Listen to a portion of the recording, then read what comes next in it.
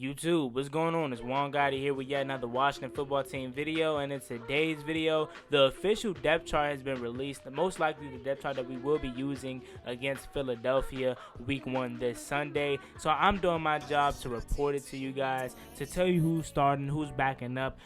This should be no surprise for what we're about to talk about. So with that out the way, let's get straight into today's video. But before we do, make sure you guys go down below, leave a like on this video, subscribe if you're new, and turn on post notifications so you get notified when I upload a video about the NFL, in this case our Washington football team.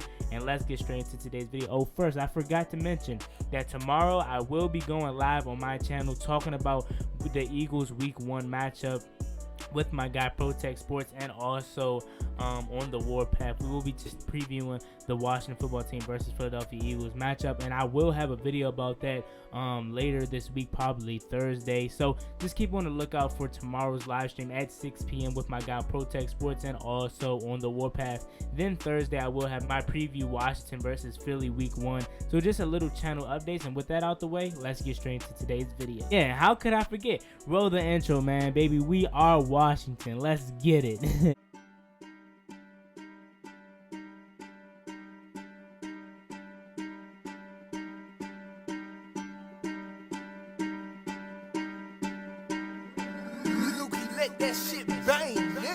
Where all my Washington fans at? Y'all the Washington football team. How do you expect to be good, man? Y'all are trash. 3-13 yet again. Blah, blah, blah. Listen. We Washington. Chase him with a sack, rush him down. Feel like I'm sick every time he get the ball. You know it's a touchdown. Who that out wide? Make Lawrence 17. You know that he's scoring. It's right off the edge. He's stopping the run. This defense is crazy. It's number 1. Look at Trash, the way that he punt. You get it? We Washington, man, we Washington. Before we actually get into the roster update, we have to talk about Rivera. Rivera was not in practice today because he started his treatment for his cancer, treatment and him to beat cancer. So hats off to Rivera, man. We're praying for you, Coach Rivera, man. We hope for a speedy recovery, and this is beyond football, man. We love you, Rivera. We love you, Coach, man. So hopefully you have a speedy recovery, and hopefully treatment is going well.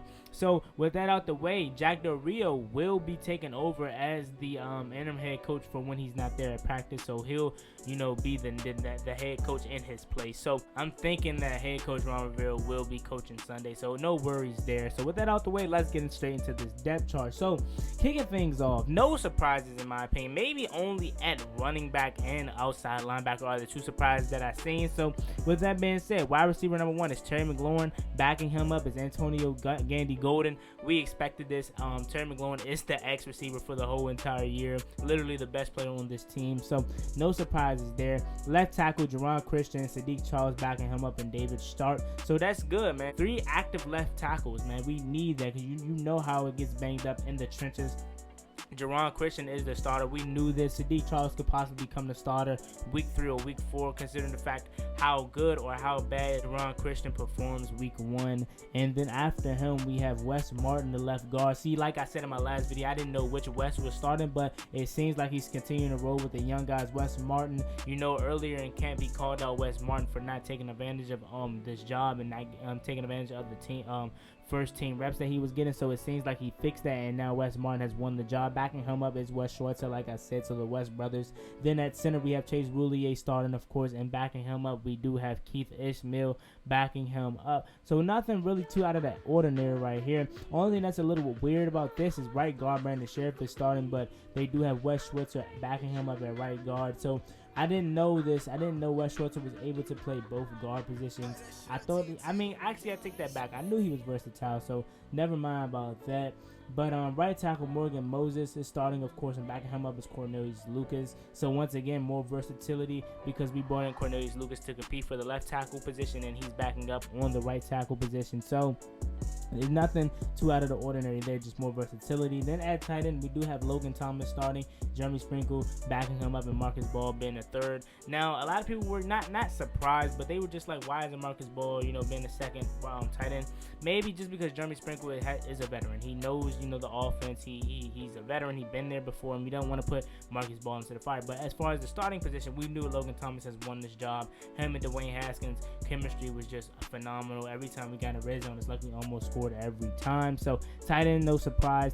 And then our slot receiver is Steven Sims. Well, of course, like I said, guys, none of this is going to be a surprise to you, or at least it shouldn't be.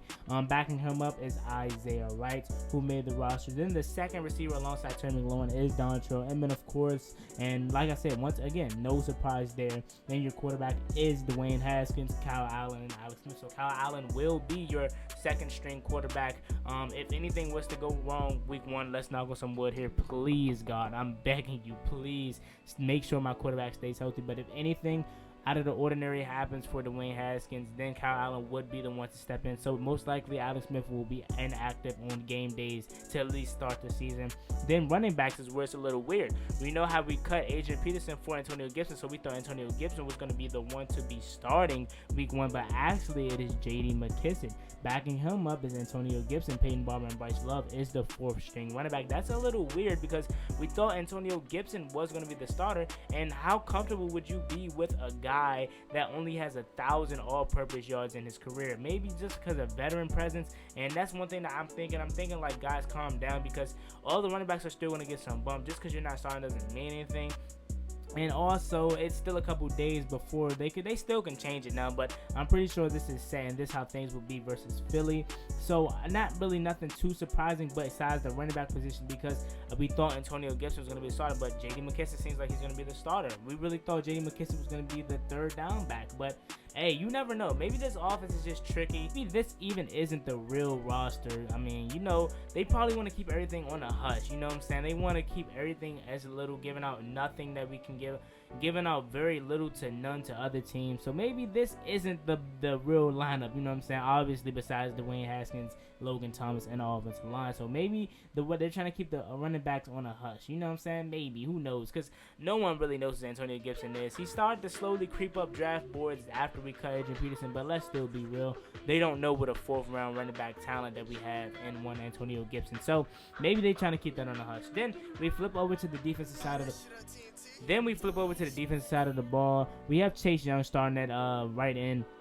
Of course, we have Chase Young starting at DN. He beat out Ryan Kerrigan. I thought he was gonna go with the veterans. I thought he was gonna put Ryan Kerrigan out there with Montez Sweat. So that's not the case. Chase Young is gonna be the starting defensive end. Then next to him, Deron Payne, Jonathan Allen, Montez Sweat. So nothing really too out of the ordinary. Backing up Montez Sweat is Ryan Anderson, James Smith-Williams, and backing up Chase Young is Ryan Kerrigan. So maybe they will be the ones to swap in and out. And that's really dangerous. I feel bad for offensive lines. No, I don't really. I hope we murder everybody we go up against. So with that being said, after the linebacker position, the outside of linebacker position is Sean Dion Hamilton. That was a little odd because we thought that they was going to go with veterans. We really thought Thomas Davis was going to be the one to win that job. But Sean Dion Hamilton was the one to win that job, and I'm really happy with that, man. Sean Dion is probably the best linebacker we have on this roster as far as skill now. Not all time, of course, because all time it is none other than Thomas Davis. So Sean Dion wins that. Middle linebacker John Ballstick. I was a little weird. I thought they was going to start Cole Holcomb, but they started John Ballstick. And then after that, the other outside linebacker is not Kalecki Hudson. It is Kevin Pierre-Louis. So that should show you that, Kevin Pierre-Louis has had a strong camp, and he's really balling out if he's starting over Thomas Davis. Thomas Davis is not even in the starting lineup. You know what I'm saying? So that really should show you that Kevin Pierre-Louis has worked his tail off. Then that cornerback position, something that's a little odd here is that we have Kendall Fuller playing the outside position. I don't know if I'm that comfortable with that, with him playing the outside position, but maybe just because we paid him so much money, he needs to play the outside. But I don't know. I haven't really seen Kendall Fuller get that much burn at the outside, but I'm pretty sure he can do it. I know he can do it. And then next up to him is Ronald Darby, probably the QB, the CB number 1 is going to be Ronald Darby. I'm pretty sure Ronald Darby is lining up next to Kendall Fuller. Ronald Darby's had a strong training camp, really back to, I would say, his days in Buffalo. He's really looked really solid.